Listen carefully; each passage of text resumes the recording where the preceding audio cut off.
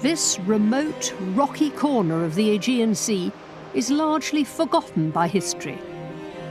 Except for one thing: the poet who gave birth to the Western Romantic tradition. But she and this island are remembered now mainly as a cultural curiosity. Today, Sappho exists only on the fringe of our consciousness. It's down to her that this island, Lesbos, has given its name to a whole aspect of human sexuality. But in the past, she was remembered not as a gay icon, but as a prostitute, a priestess, a schoolmistress, even as a tragic heroine who hurled herself off a cliff for love of a man. And all this rests on just a few fragile fragments of verse rescued from the desert. After thousands of years of slanders and obscurity, the real Sappho may be about to re-emerge, thanks to 21st century science and dramatic archaeological discoveries. We're reading lines that haven't been read for thousands of years. To reignite centuries of smouldering controversy. She had her opinion and she wanted to say it. A heady cocktail of music, sex and religion. This sometimes turns same-sex couples into the ancient equivalent of suicide bombers. But at its heart, a real woman and her family in a time of personal and political turmoil. I want to piece together the jigsaw to get a picture of what Sappho was like. A real woman who still speaks to us from 600 years before Christ. Why have her name and her words resonated through the ages? What was so special about Sappho?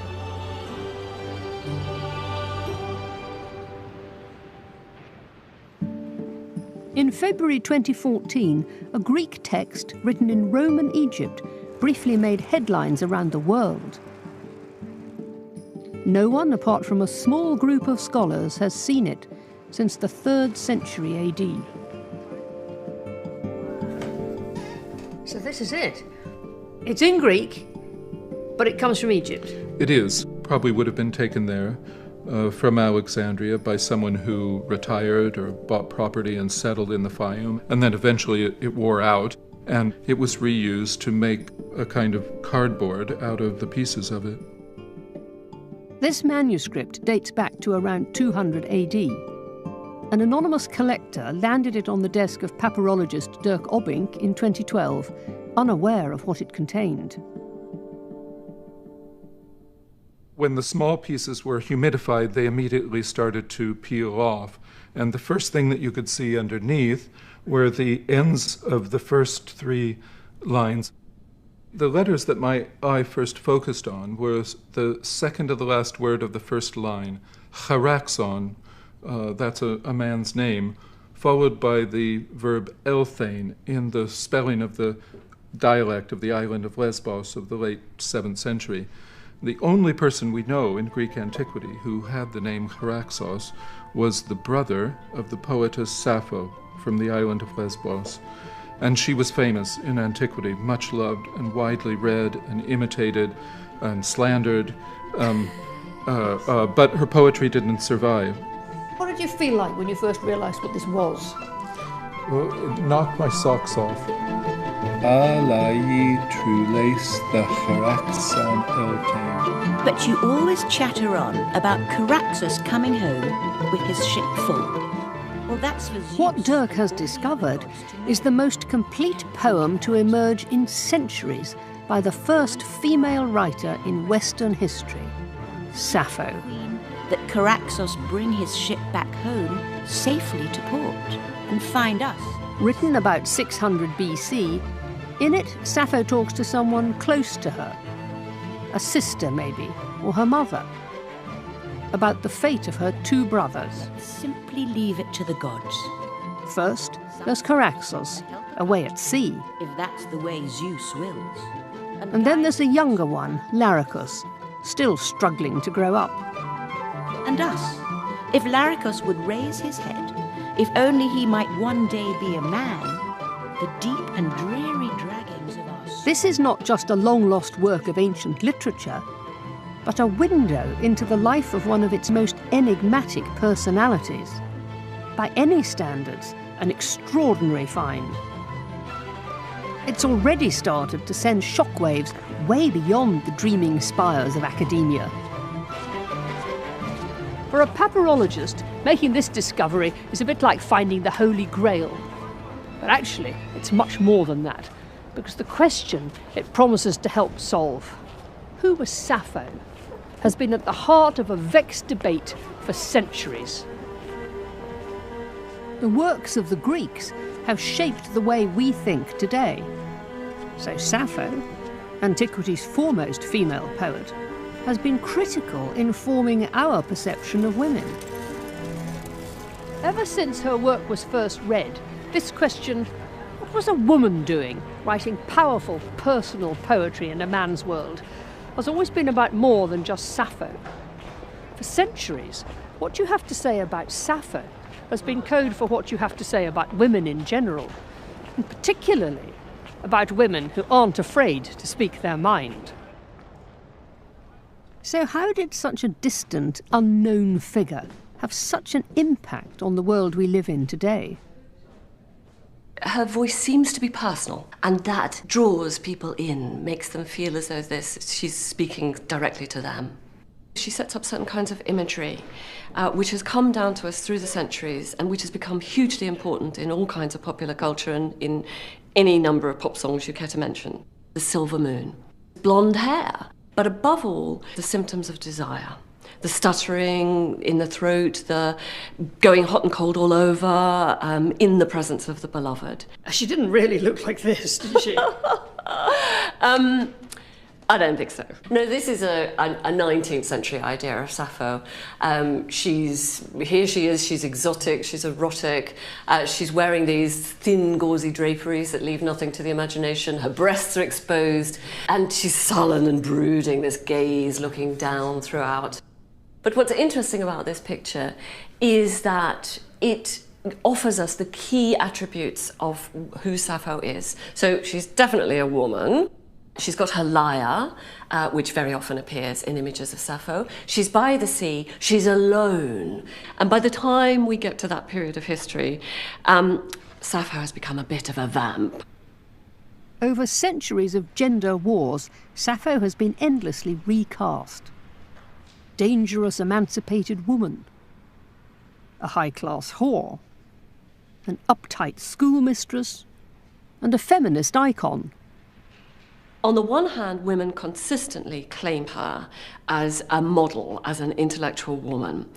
But on the other hand, those who want to cut women in general down to size point to her unfortunate sexual practices. The point about Sappho is that because we have so little of her work, because we know so little of her life, she simply becomes this kind of empty space where you can paint in whatever it is that you want from your political, cultural, or social needs, and she fills up those imperatives when actually there's only you and there's no Sappho there at all. Or so one might think. But with the recent revelations, there's more truth there than it appears. To start to find her, we need to strip away those years of mythology which have built up around her. That process started much closer to Sappho's time than ours, in ancient Greece itself. Athens is today the capital of Greece, but 25 centuries ago, it was the foremost of hundreds of independent city-states, going through an unparalleled cultural revolution. In the museum there, evidence still survives as to the esteem in which classical Greeks held the poet Sappho. Yes, you can see it here.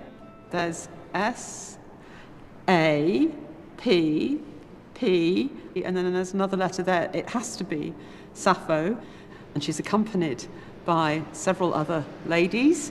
There's one here who's actually bestowing a crown on her head. So as if she's won a competition? Or? Yes! The city is bestowing the crown for being the best poet or the best poetess on the figure of Sappho.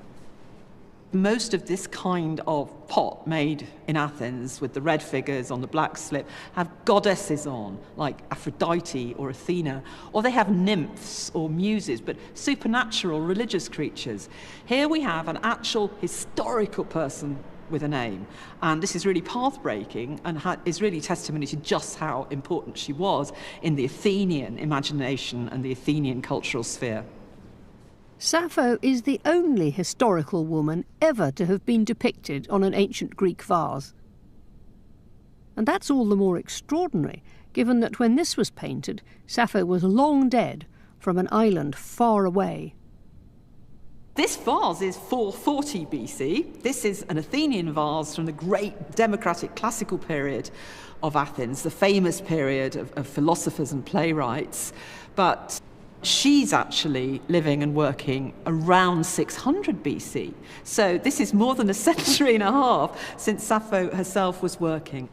This vase is showing us that a poet who's from Lesbos, which is an island way over the other side of the Aegean Sea, in fact it's just a few miles off the Turkish coast, has got a reputation far away, a long sailing ship ride in the ancient world from the great city of Athens in the 5th century. So her reputation had spread.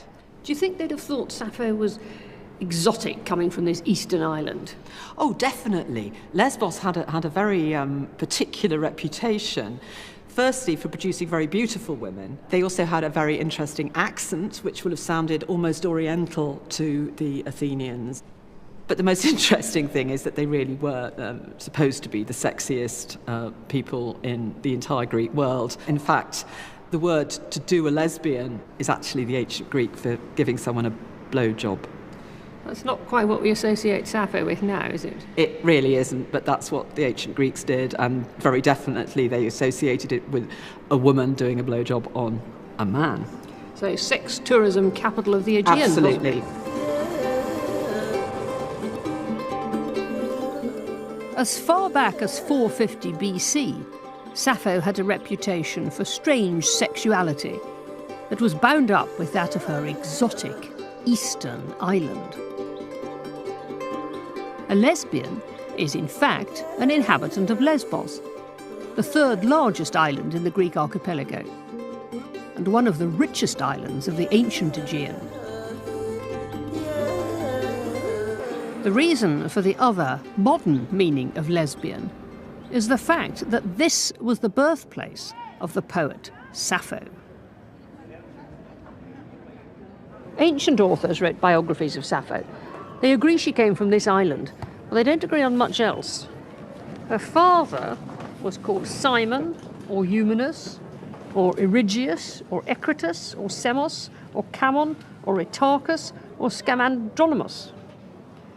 They also tell us she was married to a very wealthy man called Cerculus, who traded from Andros, which seems helpful until you realise that the comic poets invented this, and it means prick from Man Island. In Sappho's poems, she seems to refer to a daughter, Clais, so she may have been a wife and mother. But what has excited and amazed generations of readers is what she has to say about the other women around her. And on soft beds, delicate, you quenched your desire, pacing far away, her gentle heart devoured by powerful desire, she remembers slender Athis. Weeping, she left me. For most historical figures, we're used to knowing facts. For Sappho, we know very little about how she lived, who she was, what she did. But what we do know about are her feelings, what she was passionate about, the women she loved, Athis, Megara, Telesippa, Mika. He seems to me an equal of the gods. Whoever gets to sit across from you and listen to the sound of your sweet speech so close to him. In this poem, you think she's in love with a man, but it turns out she's in love with the girl he's sitting next to. Beguiling laughter. Oh, it makes my panicked heart go fluttering in my chest. For the moment I catch sight of you, there's no speech left in me, but tongue gags All at once. It's because of poetry like this that we now think of Sappho as homosexual. Eyes no longer capable of sight.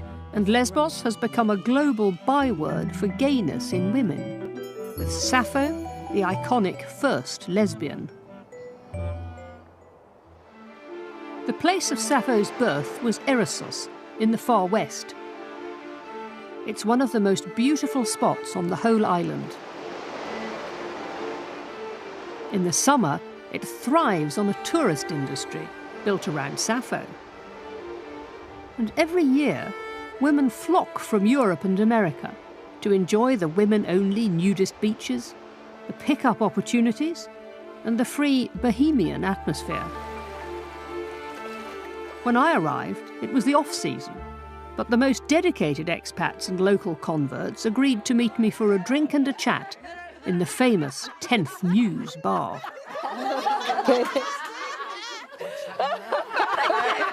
So she's got a fan club here, has she? The lesbians probably think about her as their, their guru, let's say, yeah. The starter of the movement, I'm saying, generally speaking. But somebody else can approach her because of the fact that she was a great poetess, because of her talent and her contribution and everything. So everybody depends what they want to have. Here there's a lot of artistic people drawn into here. Maybe that's the spirit of Sappho, what keeps them here, Maybe she says, like, stay here, stay here. So Sappho, in effect, started it, was the catalyst. She was the first woman ever that she had the courage to stand up and say, listen, I'm feeling this. I don't give a damn about what you are saying.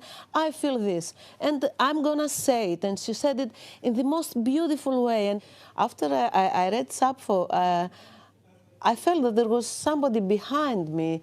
She was my great-great-great-grandmother. And she was feeling the same things with me, and that was an amazing thing. In a way. Great. Yeah, you can say that, but she was feeling the same things. This is the most recent vision of Sappho, the lesbian icon. But is this modern idea of her just as much an anachronism as the 19th century vamp or the Edwardian schoolmistress? James Davidson has literally written the book on Greek love, and it's a culture that defies our categories of lesbian, gay and straight. Here we have frottage between the thighs, surrounded by people in the gymnasium. You see two of them. Yes. In public. People with wreaths, a kind of dancer even. Is this a reflection of reality, or is this just a... Just some artist putting a whole lot of things together to make a pretty pot? Societies are strange, societies do strange things, and this is a really peculiar cultural phenomenon. Instead of Greek homosexuality, I sometimes think it should be called Greek homo-besottedness, because it's always so over the top, it's always so extreme. And that seems to be almost a unique phenomenon. In Thebes, an army unit was created entirely of lovers. In Athens, love affairs could become political alliances. For men, gay love wasn't just personal preference. It was often the glue which held society together. So do you think she was following the male practice in writing poetry like that, or do you think she was a groundbreaker? The female version is much more difficult to discover. Sappho is, as the ancient critics say, she is a thaumaston crema. She's a wonderful, amazing thing. She's a phenomenon. So there's no question about that. But any kind of genius still follows on the culture of their time. What we are told is that in Sparta, the women had relationships just like the men, because we've even got a poem which is a maiden chorus in which the girls are flirting with each other while they're performing a ritual. But I think what's interesting about this whole phenomenon of Greek love, Greek homosexuality for men and women, is that it seems to be a kind of cultural and social institution. They're using it as a way of social cohesion to break out of family groups, to establish, if you like, to establish a community, so that an army of lovers is an army which breaks out of clan groupings and tribal groupings and unites the whole polis. There's no doubt that Sappho was in love with women, but she wasn't a lesbian in our terms. In her culture, homosexual feelings and practices were an important part of life in mainstream heterosexual society. And she is our best evidence that this was also true of women.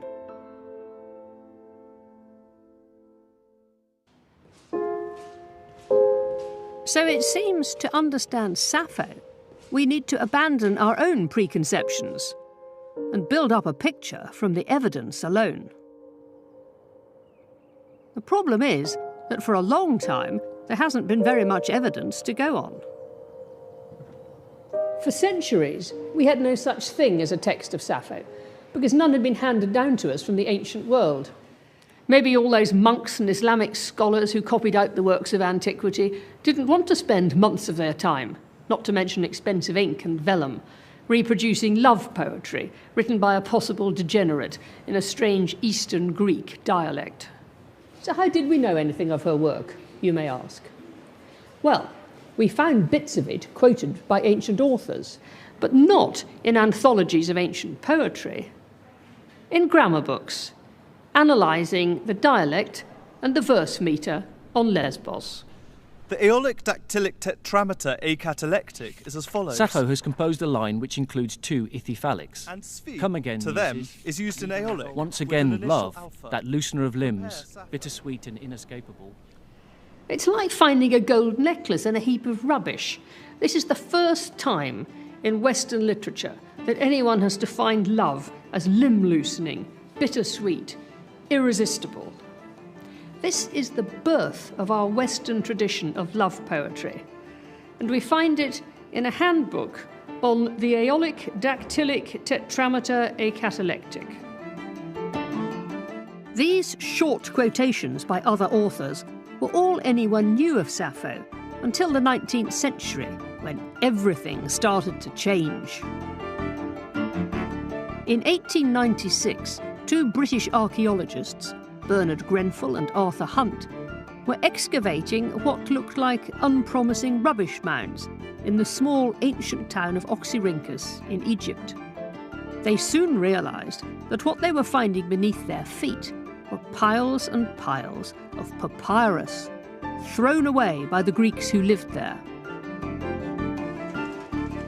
When these were shipped back to Oxford, they revealed shopping lists, accounts, personal letters, and most excitingly, lost works of Greek literature, including fragments of unknown poems by Sappho. All humankind in beauty sing of the bride with shapely feet she could not remember. Some say foot soldiers, others call her fleet, but I say it's whatever you love. Since 1896, scholars have gone through 100 of the boxes that came back from Oxyrhynchus. There are still 700 left to decipher. So at this rate, we'll be finished in 7 centuries' time. Today, though, we at least have technology to help with the task. Where we're at with data visualization, with just very simple tools that allow us to see fragments like this, but not in a static way. We can actually manipulate them, move them around, and it actually allows for great freedom. So with delicate pieces of papyrus like this, we don't actually have to physically touch them and beat them up. We can just do this visually, and it helps preserve the fragments. You can do that even if you haven't got all the pieces of papyrus where you are, can't you? Yes, that's even better. So you could be sitting anywhere around the world and still, working on your reconstruction of Sappho. It's an almost impossible jigsaw, not least because we only have a fraction of the pieces. So a big part of the job is guessing what might have been in the gaps.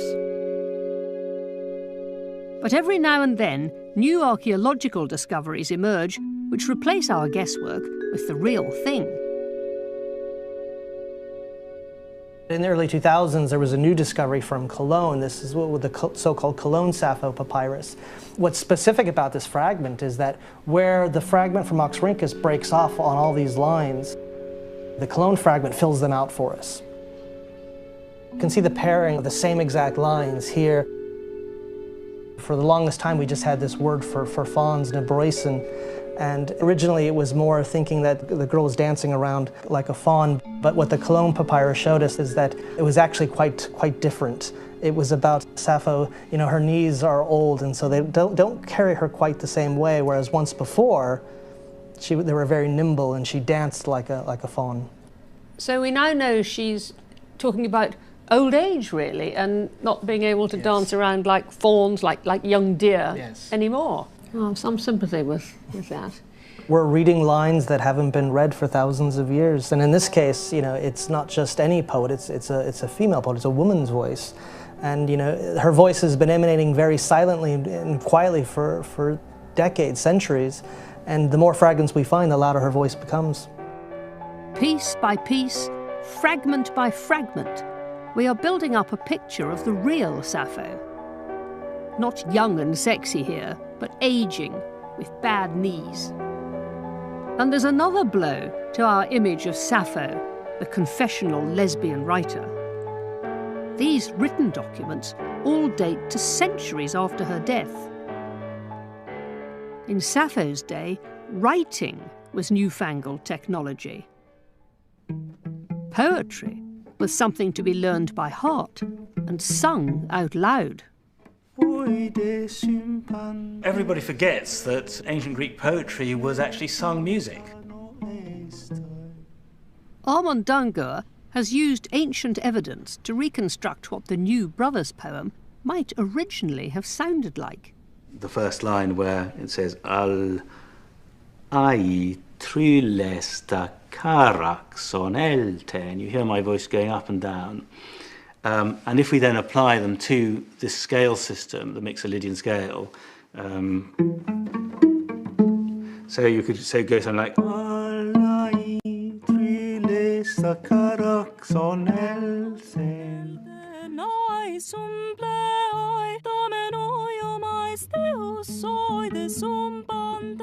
this otherworldly music was to Greeks the chief appeal of Sappho. Both these words and this tune would have spread through the Greek world orally long before they were written down. People are much more likely to remember a song than a poem, aren't they? The Muses, who were the goddesses of poetry and song and dance, were in myth, the 9 Muses were the daughters of mnemosyne, which means memory.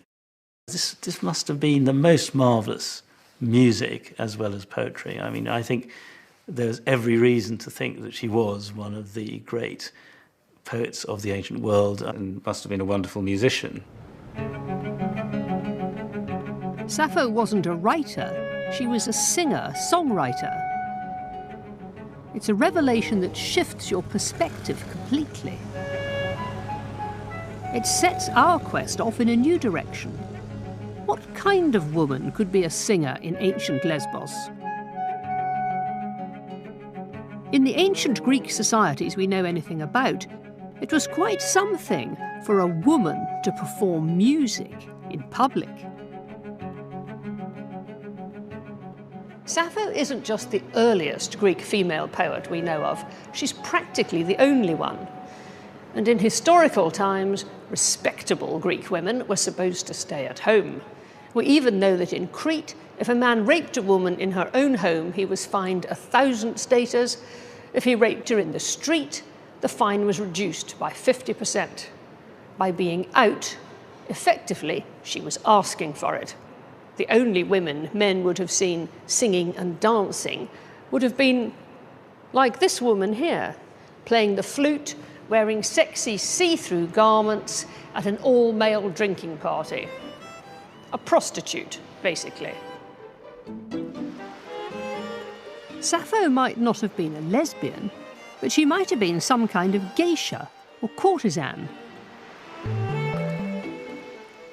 In Germany, one expert went through her work piece by piece to pick out the names of girls Sappho loved and others she hated, with surprising results.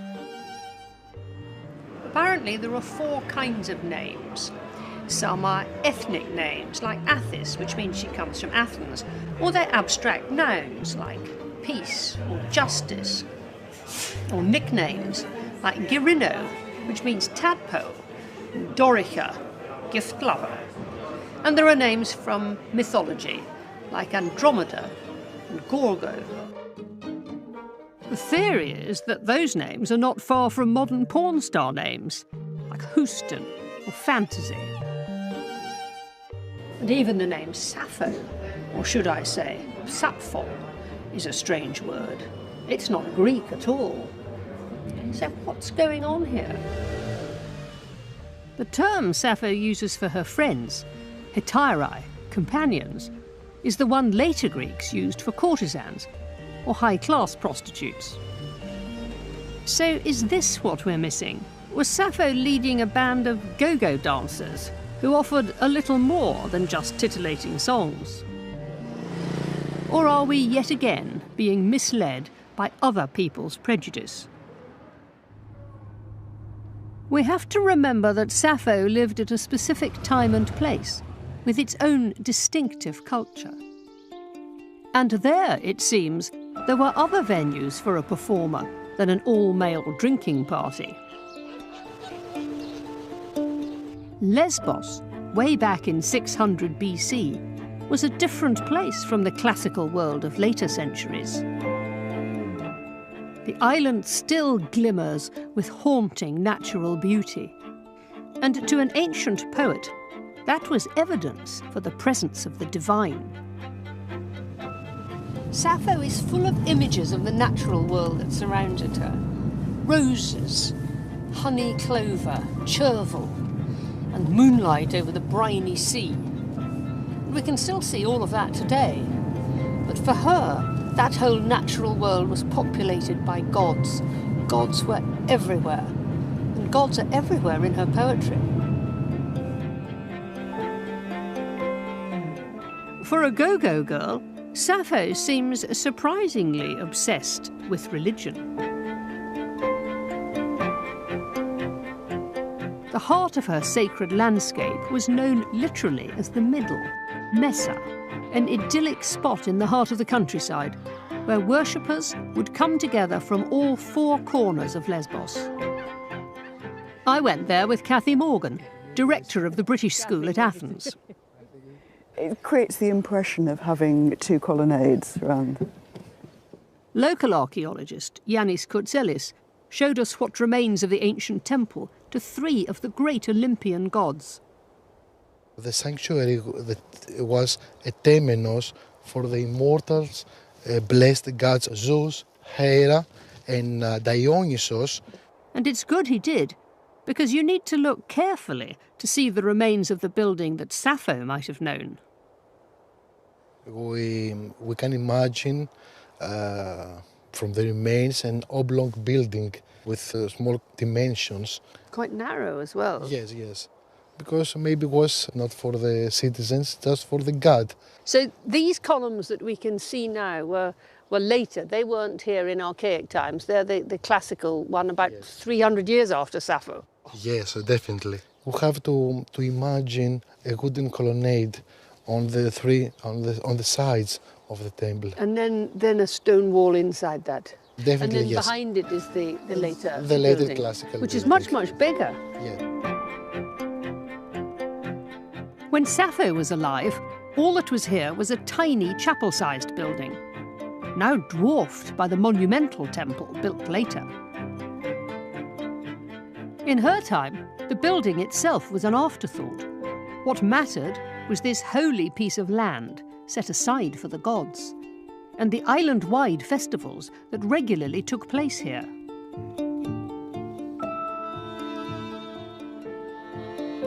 I imagine a Greek festival with all this colour and blood and wealth being sacrificed and social business going on as being a kind of mixture of state funeral, Woodstock, whichever you like to call it.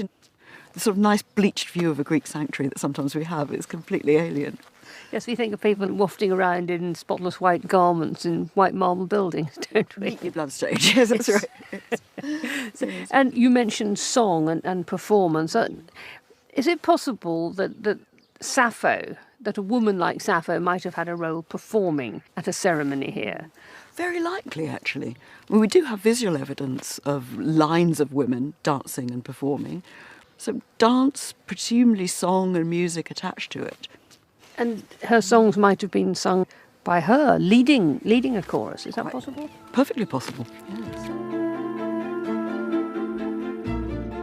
Far from the seedy drinking parties of Athens, it may be at these raucous countryside festivals where we should imagine Sappho performing, possibly with other girls from the community, which isn't quite our idea of a sort of paid singer, and maybe paid is the wrong term as well.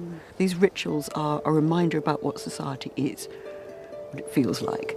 So paying someone else to come in and perform, perhaps, but it's a little bit different from the occasion in the festival where the women of the community come and sing their song. It's almost like dances in Greek villages nowadays. In the new poem, Sappho entrusts the fate of her brother to the king of the gods, Zeus. She asks to be sent to pray to his queen, the goddess Hera, and hopes for another god or daimon to give them relief from their troubles, most probably Dionysus, the god of wine. Wouldn't it have gone down better if she was singing these words here at the sanctuary to those three gods, rather than just at some late-night men's drinking party? This all starts to make sense. Sappho may have performed her songs here in front of people from all over the island of Lesbos. Maybe she even made her name here. Far from a showgirl, Sappho may have been renowned for performing at religious events. For some people, this has been a chance to pigeonhole her once more. A priestess, possibly of the goddess of love, Aphrodite. But do you have to be a priestess to sing religious songs? When I was in Erosus, I was lucky enough to be invited to a real big, fat Greek wedding. And this is one kind of religious occasion where we can be pretty sure Sappho performed. A whole book of the complete works of Sappho is devoted to wedding songs. There's the ones for the hen night. Virgins, celebrate all night. Let's get all the unmarried men your age, so we'll get less sleep than the nightingale. And then there's the ones when the groom is coming. Hymenaeus, Hymenaeus, here comes the groom like Ares. That's the god of war, and he's larger than even a big man. And then, perhaps sadly, the wedding night itself. Remember, the bride might only be 12 years old and getting married to someone more than twice her age. Virginity, virginity, where have you gone? And the chorus singing, we've gone, never to return.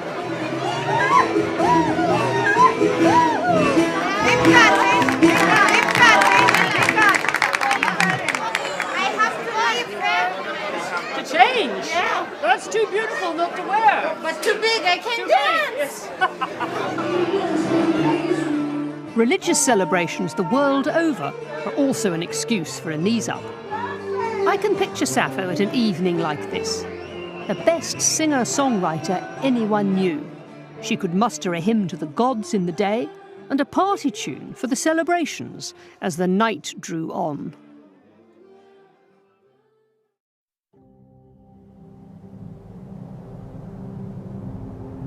I don't think we need to pigeonhole Sappho as a priestess any more than a prostitute.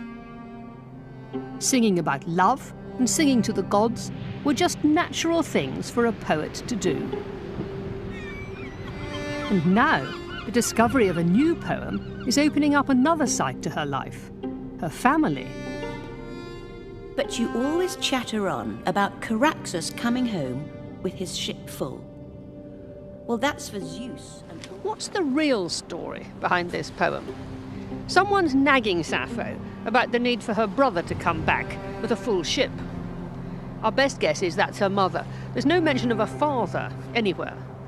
Her other brother is little more than a child. He's serving wine to the grown-ups in the town hall. And if Caraxus blows it all on fast women in Egypt, The family fortunes may well depend on Sappho. The family were most likely landowners in the small town of Erissos, but at some point Sappho moved east to the island's largest city, Mytilene. Today, a huge fortress occupies the site of Sappho's city. And on the horizon is a reminder why. The coast of Asia, only 6 miles away. In recent centuries, political tensions with Turkey have turned this narrow strait into a tensely watched frontier. But in Sappho's time, the people across the water were trading partners, not enemies. Although sailing the Aegean did have its dangers. You keep chattering that Caraxus must come with his ship full.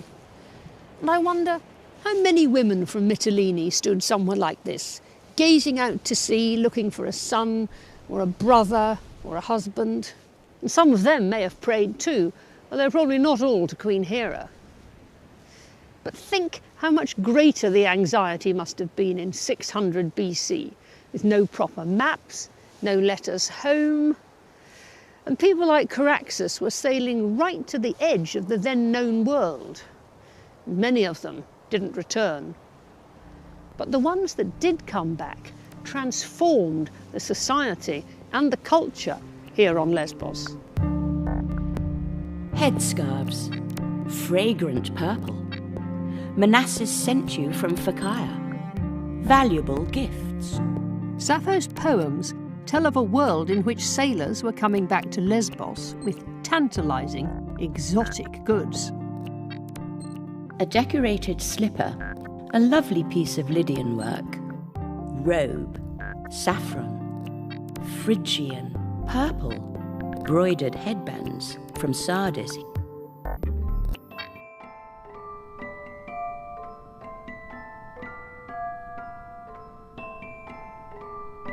These pieces are fantastic. They're really beautiful. I mean, look at how fine those designs are. These treasures of the British Museum give us a sense of the Eastern luxuries Sappho might have known. Yeah, this beautiful jewellery comes from a number of different graves from the end of the 7th century BC in Chimerus, Rhodes. So not far from Lesbos and about the time Sappho was alive. Yes. So when Sappho writes about a headband for her daughter, she might have been thinking about something like this piece here. That's right. If she was extremely wealthy, it might have been a gold piece like this. Alternatively, she might have had something from textile. Would they have been made in Greece or imported? These were probably made locally, but the representation of this winged goddess with the beautiful little lions either side is a motif that you get from the Near East. Because what's this little figure here? It is an Egyptian faience bottle for perfumes. So it's not too far-fetched to think of Sappho sitting, putting on perfume from something like that and maybe fastening her cloak or her dress with something like that. Of course. This finery all comes from a time when Greeks were reaching across the Mediterranean as traders and colonists. And Caraxus, it seems, may have been headed for Egypt.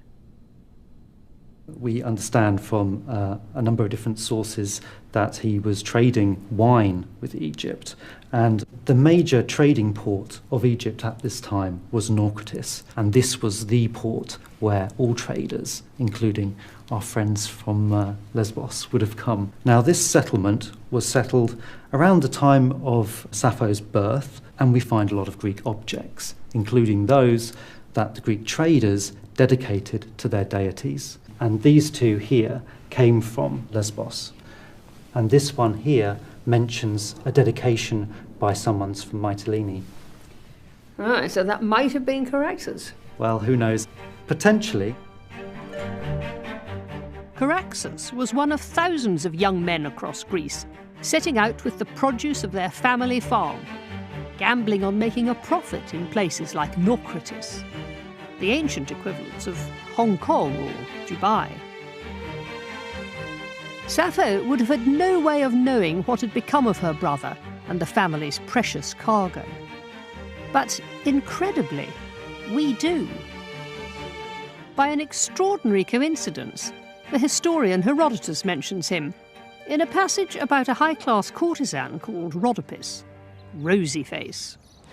Well, what he actually says is, Rhodopis, our heroine for the moment, came to Egypt. She arrived and she worked there as a prostitute, and then she was freed for a great sum of money by a man from Mytilene called Charaxos, son of Scamandronymos, who was the brother of Sappho, the poetess. But he was a bit of a bad boy.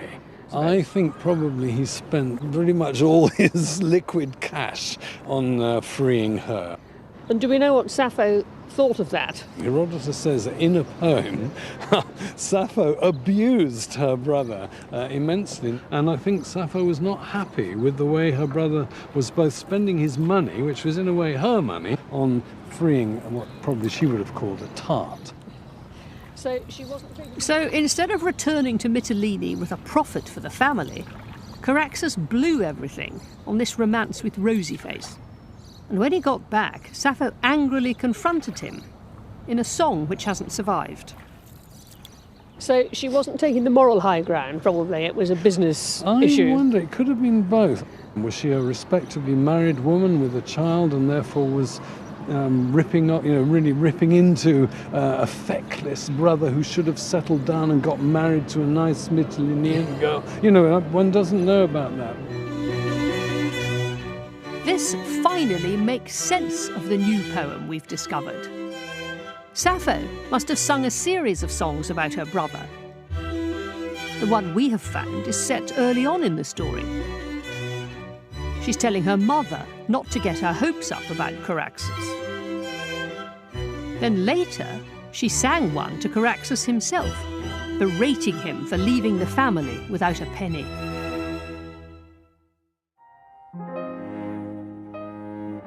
It's a tragic domestic soap opera, far removed from the lesbian romances we've come to expect from Sappho. And it shows us the real problems a woman faced in 600 BC. And in Oxford, there's intriguing evidence that the problems she faced weren't just financial, but political. This stone was purchased in 1627 by Thomas Howard, Earl of Arundel, who was a prominent courtier of Charles I, but also a prominent grand tourist and art collector. And this is actually the oldest historical record that we have from ancient Greece. It's a crude list of dates, originally set up on the island of Paros, and telling the key events of Greek history from 1580 to 263 BC. It's very difficult to read now because the letters have got so worn over time. But what this bit actually says is Aphou Sappho ek Mytilenes e Sicilian e plusa fugusa. Excuse my awful accent. But what that means is that a certain period of time had elapsed since Sappho sailed from Mytilene to Sicily, fleeing. The rest of the section gives us more information so that we can date it. But what's interesting is that word fugusa, which I've translated as fleeing, but which really suggests that she was sent into exile. The discovery of this stone was like a bolt from the blue. From it, we learn in a few faint carvings that Sappho was exiled from her home city to the island of Sicily, about a week's sail away.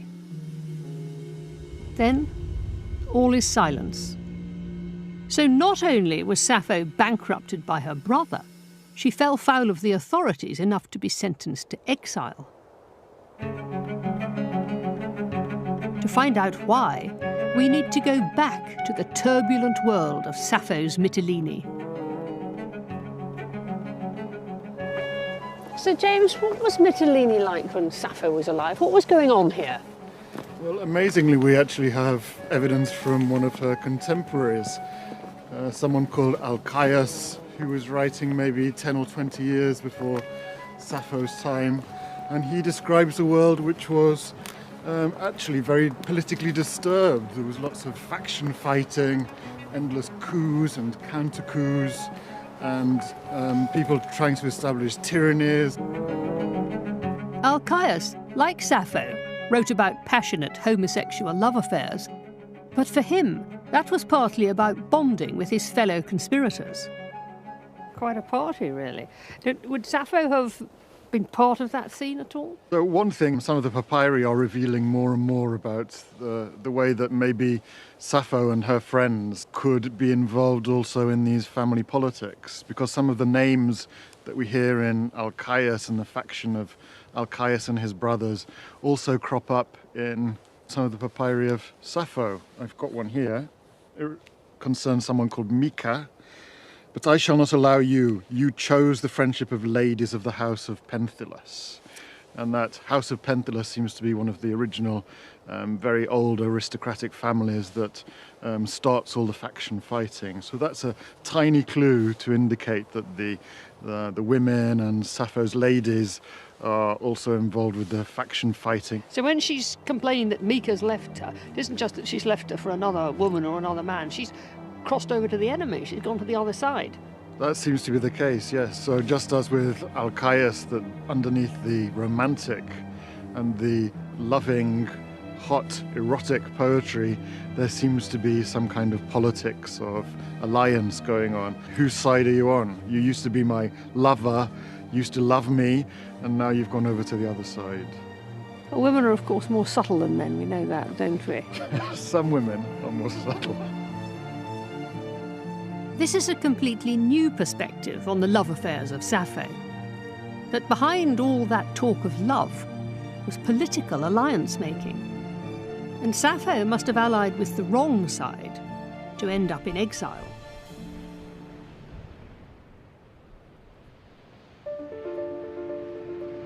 Bankrupted, exiled. Each step in this tale takes us further from the otherworldly Sappho of romantic cliché. We're uncovering, I feel, not a dreamer, but a prominent figure on the island of Lesbos. A celebrated performer at its great festivals and gatherings. A woman heading up one of its great families in the absence of her brothers. A player in the island's cutthroat political struggles. But this truth about her was slowly clouded by the mists of time, and we've replaced it with the image of a poetess we wanted to see. And nowhere is this truer than with the story of Sappho's death.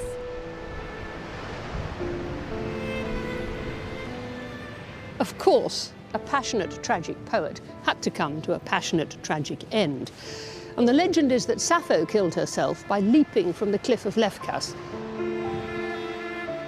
At some point in history, a tragic love story grew up about Sappho and a man called Phaon that ended with her suicide on the white cliff of Lefkas, far off in western Greece. It's ironic, isn't it, that a woman whose poetry was so full of love for other women goes down in history as having leapt to her death for love of a man. Well, it's rubbish, of course. The story is that she worked among her girls, and then she fell in love with this handsome young man called Phaon, who in fact had been an old ferryman, but was translated and made youthful by Aphrodite.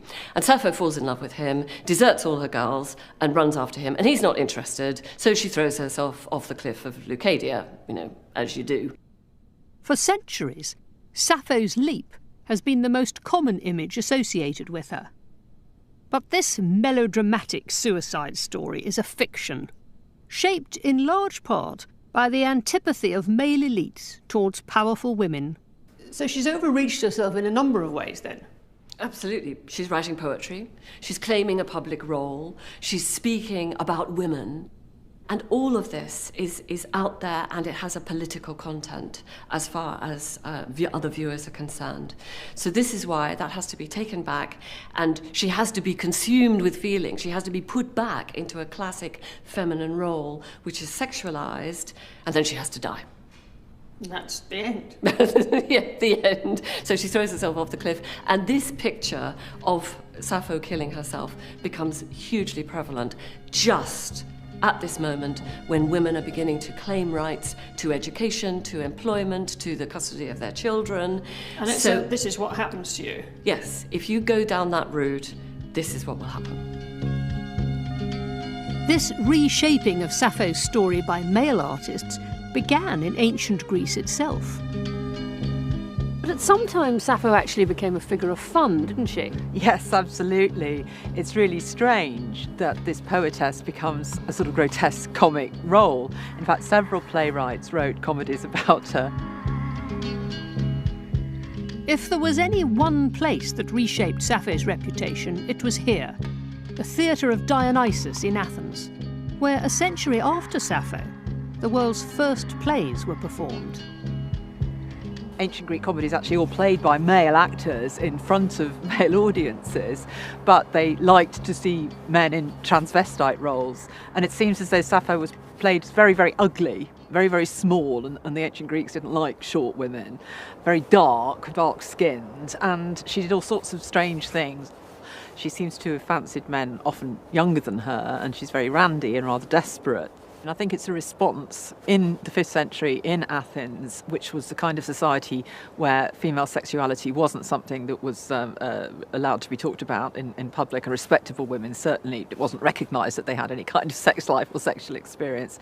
So it's in that context that an educated, in fact aristocratic woman with a public sex drive has to be made funny, burlesque and comic. It's the only way that a patriarchal male society can cope with her. Because otherwise they'd feel threatened by her. I think they genuinely would feel threatened by her. And they don't want their women to have a role model like her. They certainly don't, so she's got to be small, dark, hideous, ugly and a figure of fun. As the mythologised Sappho grew in popularity, so the real Sappho's influence slowly waned. And by the 8th century A.D., the last books of her works had been consigned to the dust heap. But now, 2,600 years after her death, she is finally re-emerging from obscurity. We know that the family fortune was blown by Caraxus on his rosy-faced courtesan, and maybe one day we will know if Laricus ever did grow up to become a man, and what became of Sappho's daughter, Clays. And we may never know what actually became of the poet herself. But Sappho knew that she would have the last word. She wasn't afraid to say about people that she didn't like. But when you die, you will lie there, and afterwards there will never be any recollection of you or any longing for you. Unseen in the house of Hades, you will go to and fro among the shadowy corpses. But of herself, she wrote, "If you judge me by the divine muses, you will know that I escaped the gloom of Hades, and that no day will ever dawn that does not speak the name of Sappho, the lyric poet." And so far, she's been right.